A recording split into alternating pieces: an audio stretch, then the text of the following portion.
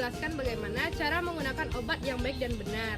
Nah, cara menggunakan obat yang baik dan benar ini telah dicanangkan oleh Kemenkes RI yang dituangkan dalam slogan Dagu Sibu. Nah, apa itu Dagu Sibu? Yang pertama adalah dapatkan obat. Nah, obat hanya dapat diperoleh di tempat-tempat yang sudah berizin, seperti di apotik, di puskesmas, di rumah sakit, ataupun di bidan desa. Nah, obat-obat ini untuk mendapatkannya ada langkah-langkah yang harus kita perhatikan. Yang pertama adalah kita harus mempertimbangkan apakah kita benar-benar membutuhkan obat ini. Dan yang kedua adalah kita harus mengenali gejala-gejalanya. Jika gejala yang kita rasakan adalah gejala ringan seperti untuk demam, batuk, ataupun flu, maka kita bisa mengobatinya sendiri seperti dengan minum air hangat yang cukup ataupun dengan istirahat. Dan yang kedua, jika gejalanya itu tidak berkurang, maka kita bisa berobat ke dokter. Yang kedua, gunakan obat. Kita harus memperhatikan tentang waktu dan jadwal mengkonsumsi obat dalam sehari.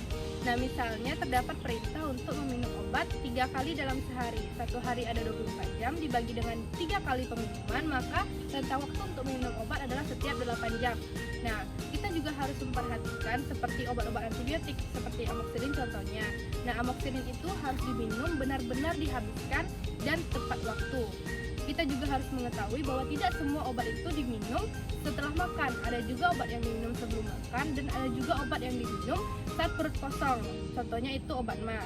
Nah, obat MAH itu diminum 1 jam sebelum makan atau 2 jam setelah makan. Yang ketiga, simpan obat. Nah, penyimpanan obat yang baik dan benar akan membantu kita menjaga kualitas dari obat tersebut. Penyimpanan obat yang salah dapat menyebabkan kerusakan pada obat. Langkah-langkah penyimpanan obat yang baik dan benar adalah yang pertama, selesai meminum obat, langsunglah simpan obat itu. Yang kedua, simpanlah obat dalam kotak obat khusus. Yang ketiga, jauhkan dari jangkauan anak-anak. Yang keempat, jauhkan dari sinar cahaya matahari langsung dan simpanlah di tempat yang sejuk. Dan yang kelima, terakhir yang paling penting, jangan menyimpan obat yang sudah kadaluarsa. Yang keempat, buang obat. Obat yang sudah rusak harus dibuang. Nah, apakah ciri-ciri obat yang sudah rusak itu? Yaitu yang pertama, obat itu sudah kadaluarsa. Yang kedua, obat itu kemasannya sudah rusak. Dan yang ketiga, obat itu sudah berubah bentuk, warna, rasa, ataupun bau. Nah, bagaimana langkah-langkah kita untuk membuang obat yang sudah rusak itu? Untuk obat yang berbentuk tablet, kapsul, ataupun bentuk padat lainnya, kita harus menghancurkannya terlebih dahulu dan mencampurkannya dengan tanah.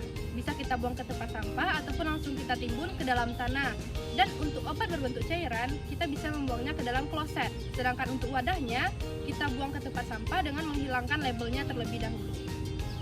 Nah, sekarang kita sudah tahu kan cara mendapatkan sampai membuang obat yang baik dan benar. Jangan sampai salah lagi ya. Saya Angel, pamit undur diri. Bye-bye!